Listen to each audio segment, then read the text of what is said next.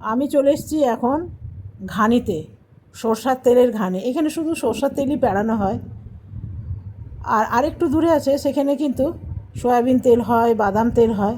তবে এইটা আমাদের একদম ঘরের কাছেই, এখানে শুধু সরষার তেলই হয়। আজকাল দেখবেন তেলের মধ্যেই নানা রকম ভেজাল, বেশিরভাগ তেলের মধ্যে পাম অয়েল মিলিয়ে দেওয়া হয়। তো যতটুকু খাঁটি খাওয়া যায় আর কি। তো এইখানে 1.5 কিলো তেল আটবে। তবে জানেন তো, গরুর ঘানির যে তেলটা হয় সেটা কিন্তু আরও ভালো।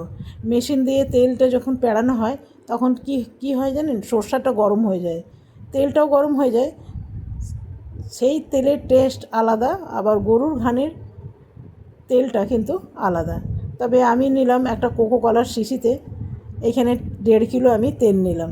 তবে তেলটা ভীষণ ভালো, যে কোনো রান্না করলে তার টেস্ট কিন্তু একদম আলাদা হয়ে যায়। তো চলুন, আমার তেল নেওয়া হয়ে গেছে, তবে তেলটা আরেকটু দেওয়া হবে। 1.5 কিলো তেল নিলাম তো, বেশি নিলাম না।